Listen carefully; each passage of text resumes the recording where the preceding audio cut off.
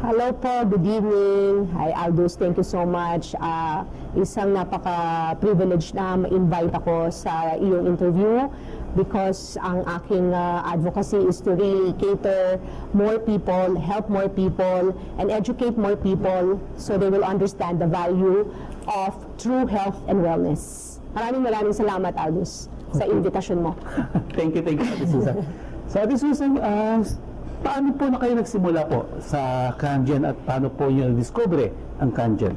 Before, I actually work in a, before pa nasa corporate world ako. Pero pagdating dito, napunta rin ako sa financial industry. Tapos syempre nagkaroon ako ng anak. I realized na importante yung time para sa family mo. So, if you are working in a 9-to-5 job, definitely it's not as easy on how are you going to manage your time, right? Because dito sa lugar natin, we don't have a helper. So, we really have to understand how are we going to manage our energy, our time.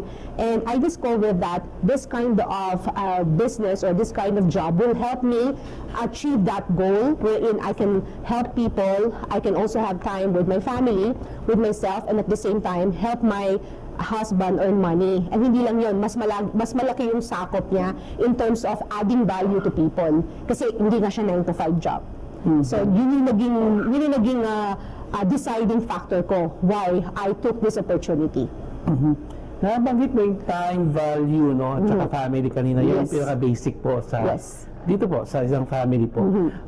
Ano naman po yung nag-trigger po sa inyo, personally po, na to use Kangen water po or alkaline water? Oh, thank you. That's a good one. Kasi ang background ko kasi, Aldous, I graduated as a nurse and I am a licensed nurse. So not here but in the Philippines. So basically I understand the health, no, the body. And when I understand the concept of the technology of the water, napagbugsong ko siya, kaya napakahalaga ng importansya ng tubig sa katawan natin.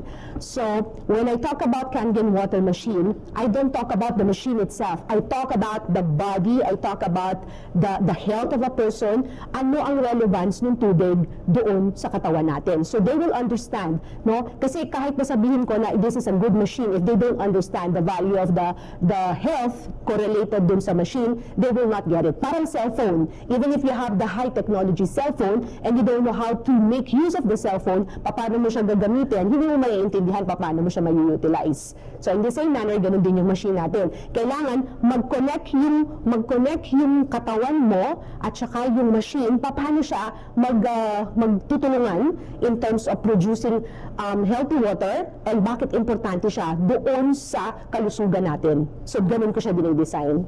Okay. Very good po. So, para mag-asawa rin pa lang po yan. So, mag-asawa. Okay po.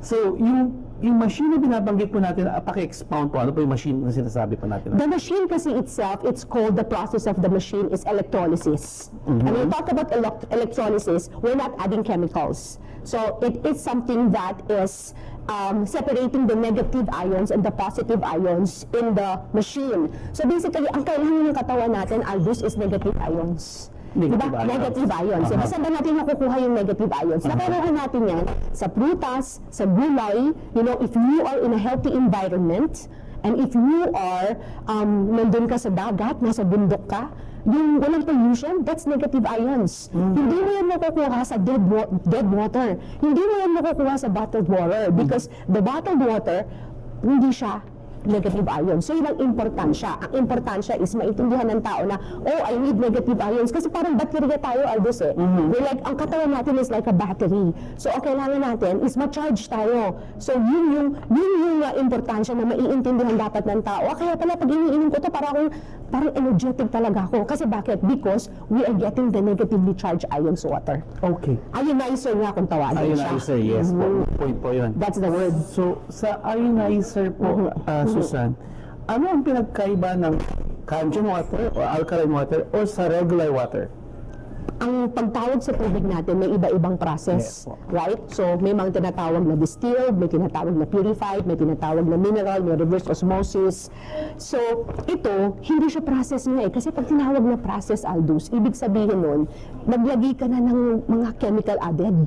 Kumbaga, nagkaroon ka na ng proseso. So pag pinrocess mo na siya parang pagkain, pag sinabi ka na ng process, ano ka ng additive, so hindi na siya fresh. The meaning itself of Kangen is called return to origin. Kasi ang tubig natin ngayon is already not the original how the Lord created it. Why? Because of pollution. Right? Nagkaroon na siya ng mga, anong tawag ito, mga chlorine. Nagkaroon na rin niya ng ibabattle mo na siya. Pag sinabing process, ano siya, i-filter siya. Eh, ang tubig natin kailangan mayroong minerals. Kailangan meron siyang potassium, magnesium, calcium. Pagka pinilter mo yan, pati yung mga minerals, mafi-filter mo, yun ang kailangan ng body natin. So this kind of water machine is a very intelligent water machine kasi hindi nasasala yun. Kasama mo pa rin makukuha yun, maiinom yun. So that's the very big difference. Okay po. So nabanggit niyo po yung maraming different type of water. Paano malalaman ng isang tao kung yung kanyang iniinom na tubig po is alkaline? Of course, you have to check the acidity, the pH level, right? Ang sukat ng pH level, Aldous, and para sa mga nakakaalam po ng maraming tao, is from 0 to 14. Okay? So when you talk about, yun po yung measure, okay? Anything above 7 is alkaline, anything below 7 is acidic. Ngayon, nung pinanganak tayo, Aldous, ang pH level ng mga babies, ang healthy pH ng body ng katawan natin, is 7.2 to 7.4. So practically, technically, scientifically, and the Lord created our body to become alkaline. Kaso lang ang nangyayari, because of the acidic food, acidic water, acidic environment, doon tayo nagkakaroon ng imbalance. Kaya tayo hindi nagiging alkaline na. And the word itself, alam ng mga tao siguro ito, o kung hindi alam ng lahat ng tao, kapag ka-tendency ng body natin is acidic, we are more prone to illness. Kaya dapat ilagay natin yung katawan natin doon sa alkaline environment. So doon mo siya malalaman. Susukatin mo yung pH level. I gotcha. May mga tools tayo na ginagawa. Yes, meron tayong pH tester na tinatawag. So we cannot do that right now kasi mahaba yun. Pero meron tayong mga video for that. Okay po. Yung technology behind ng Kangen water po, paano po, paki-explain po ng konti? Technology? Yes po. The technology, like what I've said a while ago, yun nga, it's the electrolysis itself. So, yung electrolysis, yun yung separation of negative and positive ions. So, hinihiwalay ng machine yung negatively charged ion tsaka positively charged ions. So, electrolysis itself is called yung kinukuryente siya kinukuryente. So, automatic na hihiwalay yun. So, yung lalabas dun sa upper hose ng machine is the negatively charged ion. Kasi nagtataka yung iba, Susan, bakit ganito yung machine namin? Meron yung malabas dun sa baba, sayang naman. Hindi ho sayang yan. Kasi yun po yung positively charged ions na mas hindi kailangan ng baka. Kasi ang kailangan nga natin is yung negatively charged ion. So gusto ko lang matandaan ng tao dito yung word na electrolysis. Correct po. Technical aspect po. Okay. Picture sa amin ang itsura ng Kangen machine. So maraming water po yan, di ba? Yes. Okay. Explain muna natin, yung Kangen machine has a filter doon sa may machine. Pero yung filter is just tip of the iceberg. Hindi pa yun yung part ng major thing ng ating Kangen. Kasi meron siyang filtration para tanggalin lang yung tinatawag nating chlorine. Right? Fluoride, lye. Pero doon sa may Kangen itself, meron siyang 7 kinds of pH. So, meron siyang binibigay na 2.5, which is strong acidic. Meron siyang number 6, which is the beauty water, maganda yun sa skin. Tapos meron din siyang 7. Ito yung neutral, Aldous. Yung neutral, ito yung para sa baby. Kasi ang mga babies hindi kailangan ng alkaline water. Kasi they are still alkaline. So, yung 8.5, anything above 7, 8.5, 9, and 9.5, yun yung mga alkaline. Yun yung drinkable. Pati yung 7 is also, by the way, drinkable din. Anything above 7 is drinkable, anything below 7 is not drinkable. Nabanggit mo kanina may dalawang tubig na lumalabas sa machine. Yeah. Yung lumalabas sa taas, yan yung drinkable. Yes. Tapos may excess siya. Ano ang tawag po doon? Ayun yung strong acidic. Yung unang napaka-importante nun, Aldous. Hindi alam ng mga ibang merong Kangen yan. Hindi rin naiintindihan. May nakakamatay na ng germs. Ano yan ha? Tested yan scientifically. Ako personally, kapag meron akong sore throat, mag-gurgle lang ako. Pati panglinis sa mga table sa restaurant, pwede yan. In fact, before Aldous, ang Kangen hindi yan ginagamit sa bahay. Ang gumagamit yan sa Japan, year 1970s, are hospitals. Ginagamit yan sa mga patients at saka ginagamit yan pang disinfect sa mga hospitals. Tapos yung mga may diabetes na how do you call this, dapat i-amputate na, binababad yung paa nila doon sa 2.5, hindi na sila na-amputate kasi namamatay na yung germs doon sa 2.5. Galing na Yes, yes. Pag-usapan natin ang demographics sa market ng Kangen. Okay. Dito sa Manitoba, ano yung demand ng Kangen machine producing alkaline water? Dito pa lang sa Manitoba, Aldous, you know what? Ang population natin dito is 1.3 million. Okay? Ang concentration ng population dito sa Manitoba is 800,000. Okay? Dito pa lang tayo mag-usap, 800,000. And to think, ang population sa buong mundo is 8 billion. Alright? I want all the people to know, napakalaki talaga ng demand. Bakit? Kasi out of 8 billion, 2.3 million pa lang ang merong Kangen machine. And one more question, Aldous, who does not drink water? Lahat umiinom ng tubig, simula bata hanggang matanda. So the demand is very high. The demand is very high. So, ang ganda ng business ng Kangen machine. Of course. Speaking of business operations, lighter side tayo. Ang typical day ni Susan. Typical sa, syempre, dahil sinabi ko nga na my main motivation is to spend time with my son, right? So basically, I have a 9-year-old, syempre, prepare ko yan sa eskwelahan. Pagkatapos, after that, pagkahatid ko yan sa eskwelahan, Aldous, ang kotse ko parang opisina na yan. Lahat yan, mga papel ko nandyan, telephone call and everything. Kasi ang sasakyan ko may contact number eh. So, every now and then may tumatawag sa akin. Tatawag sila sa services, sa supplies, saan nakakabili ng ganito, meron ba kayong ganito, Susan, kailangan ko ng ganito, Susan, kailangan ko magpa-demo, may client ako. So, I would say 6 average clients I will meet in a day, which doon pa lang yung pumapasok sa 10 to 3. Tapos susunduin ko na yung anak ko, and then after that, sasabihin ko sa mga clients, I'm available again for 30 onwards. So, it's not actually for me, honestly speaking, Aldous, it's not really work for me because it's a mission that I consider. Kasi ano siya eh, kumbaga parang, I know, naiintindihan mo kasi nararamdaman ko ganyan ka rin. So parang hindi na siya trabaho, parang ano na siya talaga, purpose, normal na siya, parang na siyang, parang ng toothbrush. Kailangan na mag-toothbrush ng umaga tsaka gabi. Automatic na siya. Saan gabi, nakita ko yung yung passion mo, yung tawag dyan, yung calling mo dito sa community to serve, para mapalitan yung kanilang tubig, yung kanilang lifestyle sa pag-iinom ng tubig. So hangang-hanga naman po ako dyan. Nabanggit mo kanina po yung sasakyan is your office. Ano ang mga ibang marketing strategies mo na i-imply sa pag-atanakan dyan? Ay, marami. Kasi may mga kaibigan kasi ako na mga business-minded din. So, ang tinatay up ko kasi is yung mga tao may sariling yung may sariling purpose, mission, at saka yung meron ding desire tumulong sa tao. Pagka yung mga tao kasi business-minded, tapos syempre naintindihan na nila yung value ng tubig na sinasabi ko, Aldous. So, ito kasi hindi ito ina-advertise eh. The Kangen machine or the Kangen water is not advertised. Ang advertisement nito is tao rin. Yung tao rin, we get it out of word of mouth referral. Ikukwento mo siya. So, makikipagtayap ako sa mga negosyo. Take for example, like, nandito tayo sa Perry Point, right? So, meron tayong mga tubig na dito siniserve. So, syempre, meron din marami pa. You can ask me later kung sino-sino pa yung merong restaurants na merong, how do you call this, tubig. Pag nakita ng tao, kasi marami na ako nakausap eh, sabihin ko sa akin, Susan, iba talaga lasa ng Kangen. Hindi lasang ko rin. Manonotice talaga nila. So tapos ipakwento nila yan, I like that water. So basically, ano na siya, nagdudugsong, kasi nagdudugsong-dugsong na siya, Aldous. Ang napansin ko pa, Aldous, ito isa, one more thing, is that, ang tao, pagka hindi pa nila naiintindihan ng isang bagay, dadaan yan sa 5 channel. I wanna share this with you. Itong 5 channel na yan, parang ganito yan. Siyempre, hindi mo alam kunyari yung Kangen. Kagaya dito, may makakapanood nito na hindi nakakaintindi ng Kangen. So, number 1 exposure sa kanya yun. Ano kaya yung napanood ko niya? Yung pala yung Kangen. So, pangalawang exposure niya, halimbawa, napunta siya sa kaibigan niya, may Kangen machine. Ito yung napanood ko dun sa interview ni Aldous, yung Kangen. Pangalawa na yun. Tapos pangatlo, pwede nakita niya yung kotse ko. ay, ito yung pangatlo na yun. Okay? Yung pang-apat, pwedeng nakita niyo yung bottle ko.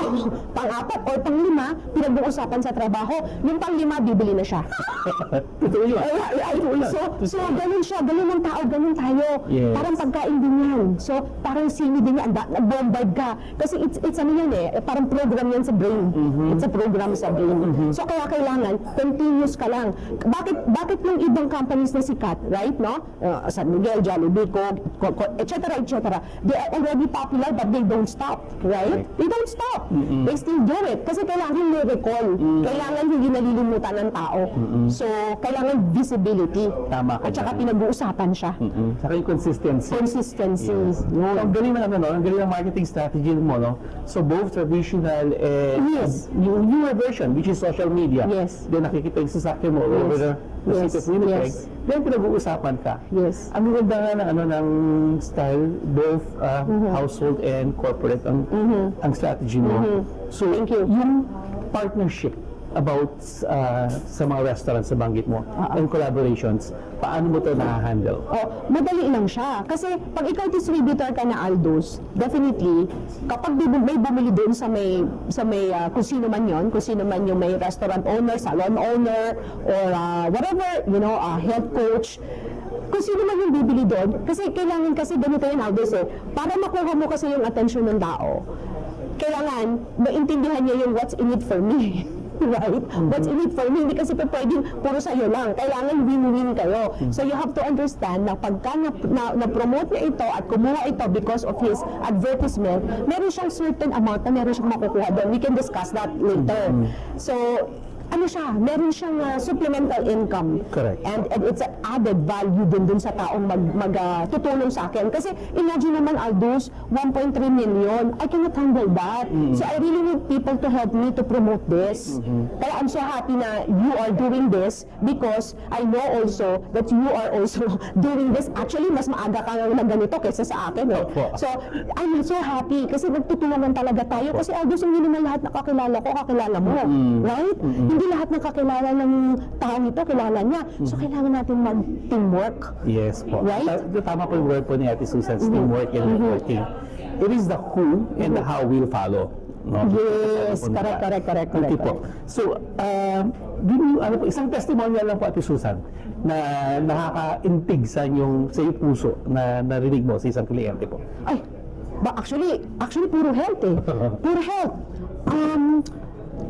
Yung acid reflux niya, wala. Pero, ano lang po ito for the benefit of the people na makikinig nito, hindi po natin sinasabi na ang Kangen water is a medicine. Okay? We have to clarify that. It's not a medicine, hindi po siya nakakagamot, hindi po siya healing.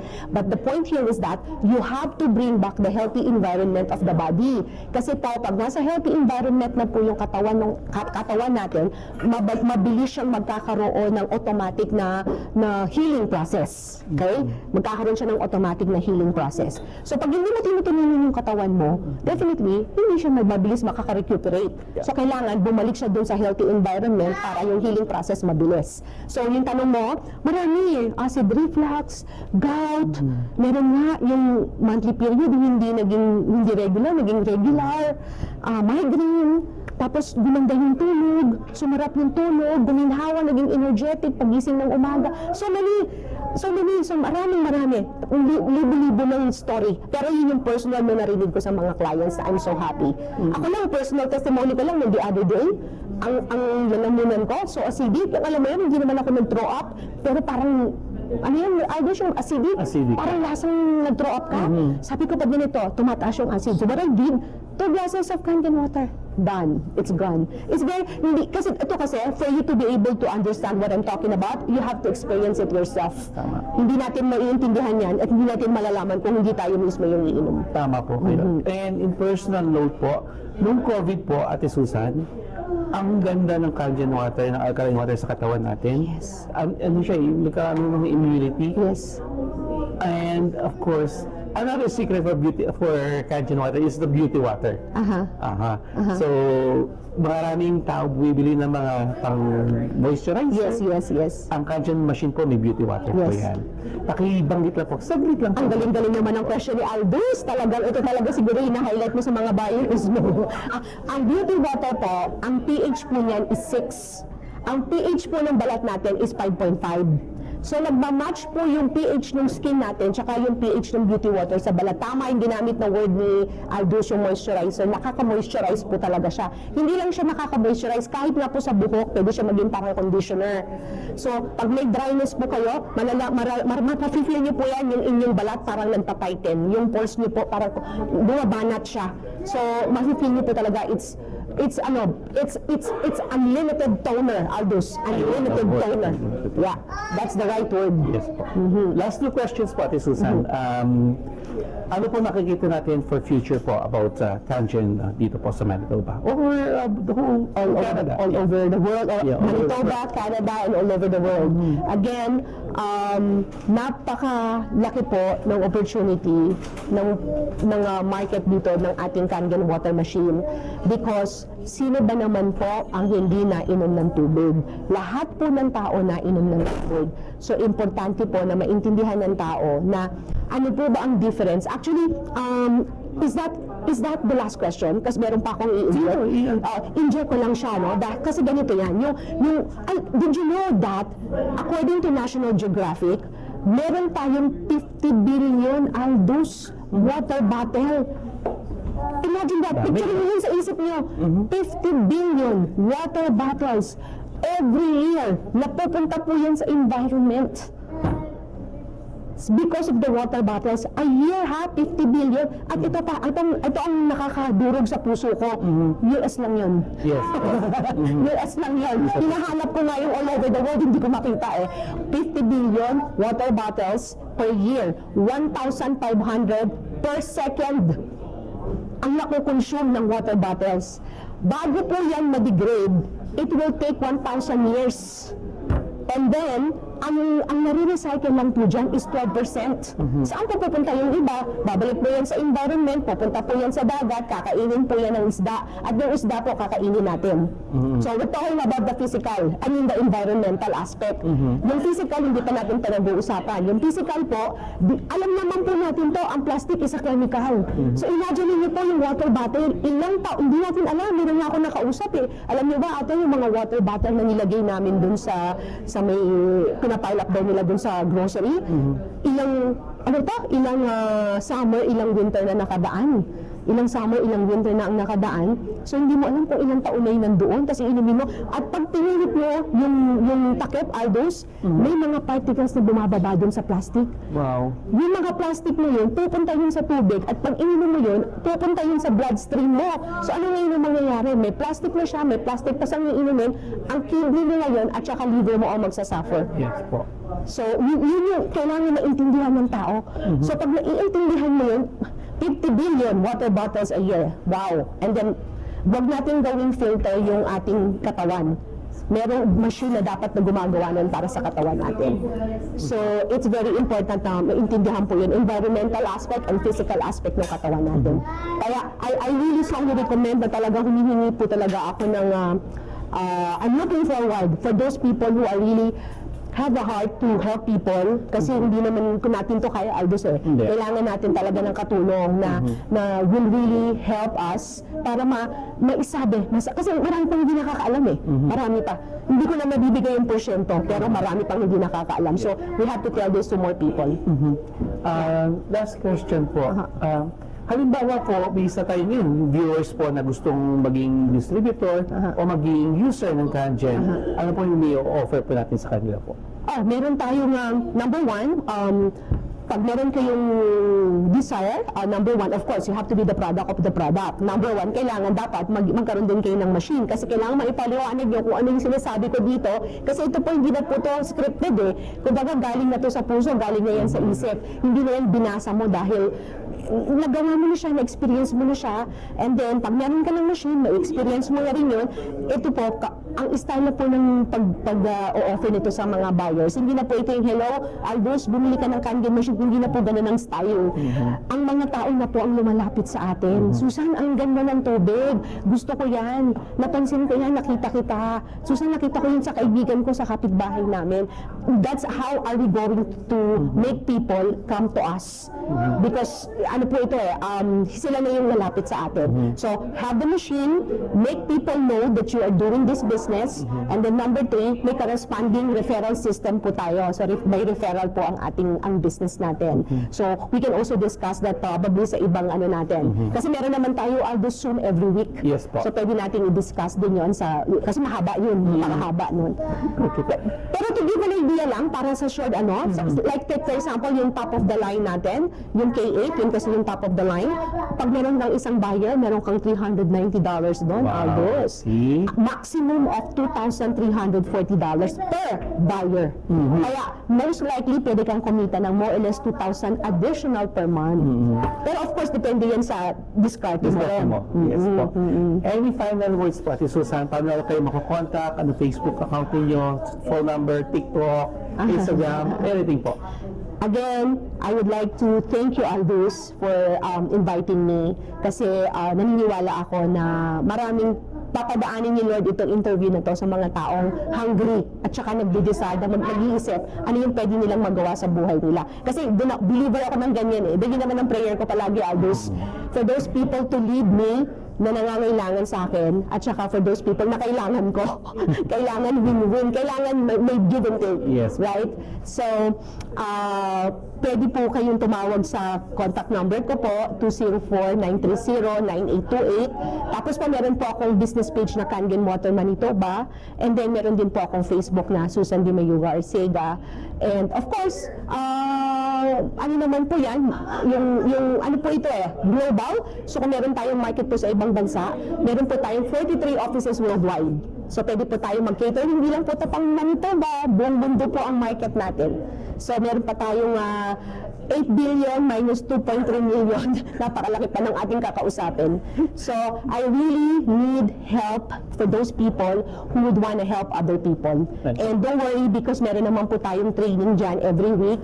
And ito po is, kapag ito natutunan nyo na po ito, I will tell you, it goes back to us. Kasi po, every time I talk to clients, I'll tell you, talaga pong yung energy ko po lalong tumataas. Kasi nafe-feel ko talaga na I'm giving value to people.